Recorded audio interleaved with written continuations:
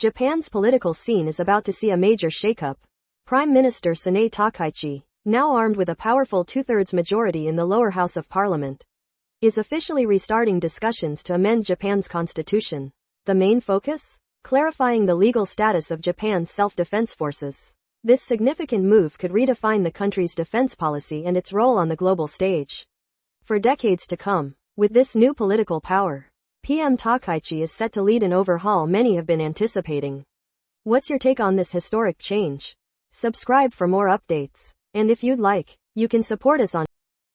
Former President Donald Trump just publicly demanded that Israel's President Isaac Herzog pardon Prime Minister Benjamin Netanyahu, sharply criticizing him for not doing so. This surprising pressure reached Herzog while he was 30,000 feet in the air.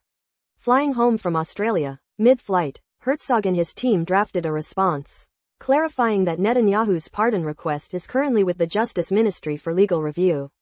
Herzog stated he'd only consider it after that process, guided by law and conscience, free from all external pressure. His personal reaction? To the best of my recollection, I am the President of Israel. What's your take on this international exchange? Share your thoughts below. If you'd like, you can support us on. Ukrainian forces just pulled off an incredible cyber trick.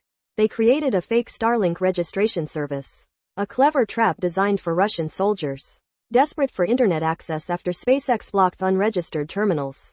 Russian troops fell right into it. They not only paid for this faux service but also unknowingly handed over crucial data, including their exact locations and Starlink terminal IDs.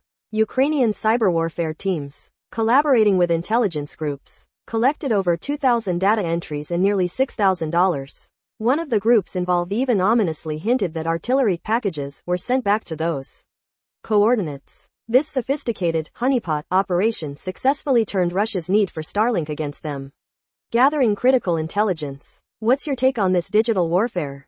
Subscribe for more updates. If you'd like, you can support us on. Ukraine will not accept a bad peace deal, says President Zelensky. He's made it clear for Ukraine, no deal is better than one that forces an undignified or temporary peace. Zelensky insists any agreement must guarantee a lasting peace and clear security guarantees from the US and Europe to prevent future Russian aggression. Ukraine is ready to negotiate, but he stresses this doesn't mean they're losing or will accept just any agreement.